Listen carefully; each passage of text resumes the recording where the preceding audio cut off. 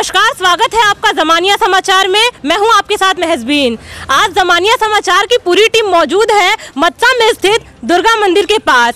सर्वप्रथम तो आप सभी को पूरी ज़मानिया समाचार की टीम की ओर से चैत्र नवरात्रि की हार्दिक शुभकामनाएं।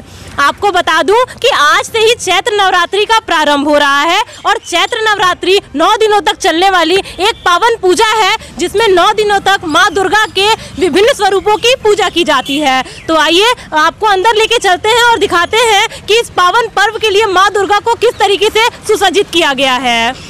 आइए आपको बताते हैं चैत्र नवरात्रि मनाने के पीछे के कुछ प्रमुख कारण। तो सबसे पहली जो मान्यता है वो इस प्रकार है कि महिषासुर नामक एक दैत्य था, जो कि बहुत बड़ा राक्षस था।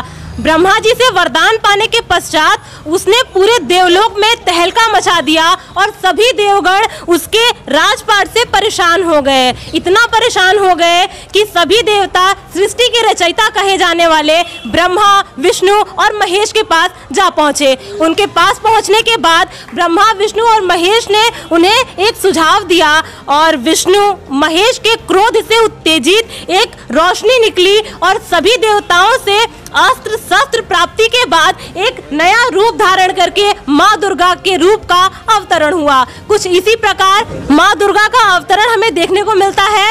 तत्पश्चात 9 दिनों तक उन लोगों ने माँ दुर्गा के विभिन्न स्वरूपों की पूजा अर्चना कर उन्हें बहुत सारे वरदान एवं बल प्राप्त कराए। तत्पश्चात महिषासुर को उन्होंने ललकारा और उसके बाद 9 दिनों तक ये युद्ध चलता रहा। लगातार चल रहे 9 दिनों के युद्ध के बाद अंत में माँ दुर्गा ने महिषासुर का अंत 10वें दिन कर दिया और यही मान्यता है कि 10वें दिन महिषासुर का अंत ही चैत्र नवरात्रि का अंतिम दिन भी माना जाता है।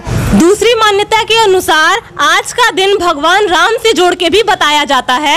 ऐसा माना जाता है कि सीता हरण के बाद जब रावण की चंगुल से माँ सीता को छुड़ाना अत्यधिक कठिन हो गया, तब भगवान राम ने माँ दुर्गा का अनुष्ठान किया। यह अनुष्ठान कुल 9 दिनों तक चला और 10वें दिन भगवान राम विजय प्राप्ति कर चुके थे। ऐसा माना जाता है कि 9वें दिन आकर माँ दुर्गा ने उन्हें विजय प्राप्ति का वरदान दिया।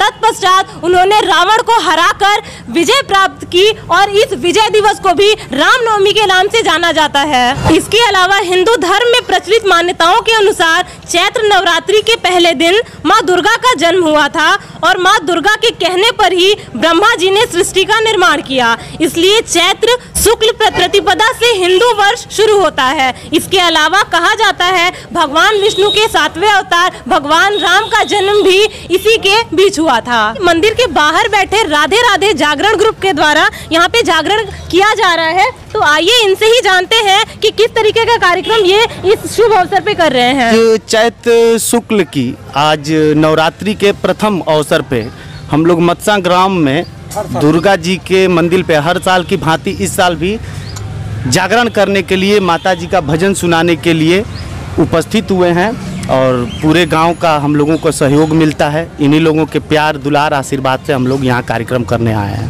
तो 2 लाइन यदि हमारे व्यूअर्स के लिए हो बेशक बेशक बेशक। माता जी का एक बहुत ही सुंदर गीत है।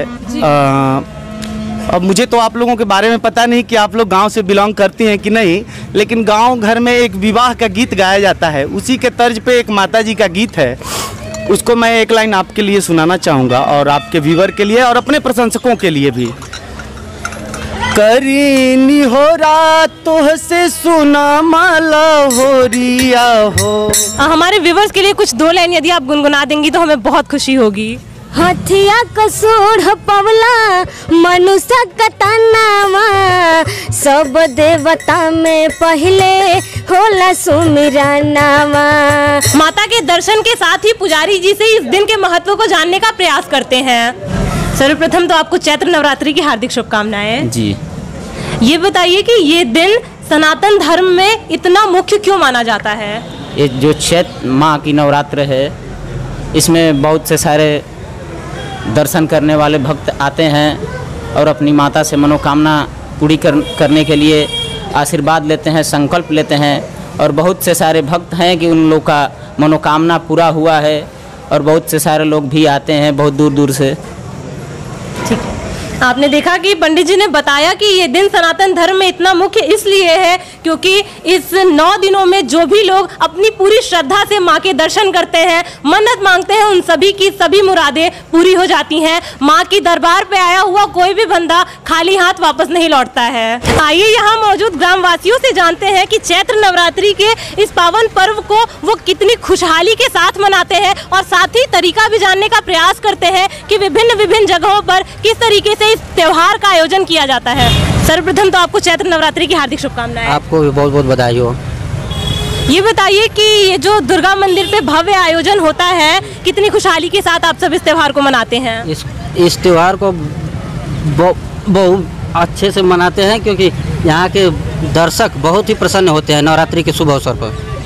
ठीक है, सर्वप्रथम आपको भी चैत्र नवरात्रि की हार्दिक शुभकामनाएं। आपको भी हार्दिक शुभकामनाएं। ये बताइए कि जब आयोजन किया जाता है तो सड़कों पे मैंने देखा है लगातार जाम लग जाता है और भीड़ हो जाती है, किस तरीके की असुविधा झेलनी पड़ती है? असुविधा यही झेलनी पड़ती है मैम कि ये सर्वप्रथम कि किसी भी कमेटी के थ्रू कोई व्यवस्था कराई गई है इन चीज़ों को लेकर कि जाम से बचा जा सके? बिल्कुल बिल्कुल, यहाँ प्रशासन के माध्यम से यहाँ सुरक्षित व्यवस्था दी जाती है ना, व्यवस्थाएं कराई जाती है कार्यक्रमों के दौरान। कार्यक्रम के दौरान सुरक्षा प्रशासन के द्वारा यहाँ पर होमगार्ड तहसील के माध्यम से आ जाते हैं सुरक्षा के लिए दर्शक बंधु को, ताकि तकलीफ न हो।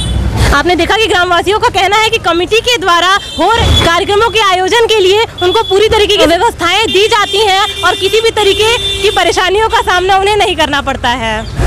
तो आपने देखा कि पूरी ज़मानिया समाचार की टीम आज मत्सा में मौजूद थी और चैत्र नवरात्रि की इस पावन पर्व को हमने आपको माँ दुर्गा के दर्शन के साथ कराया। तो चलती हूँ एक बार फिर से आप सभी व्यूअर्स को पूरी ज़मानिया समाचार की टीम की ओर से चैत्र नवरात्रि की हार्दिक शुभकामनाएं। फिर मिलूंगी आपसे कुछ ऐसी ही दिलचस्प खबरों के साथ, तब तक के लिए दीजिए इजाज़त। स्वस्थ रहें, सुरक्षित रहें, नमस्कार।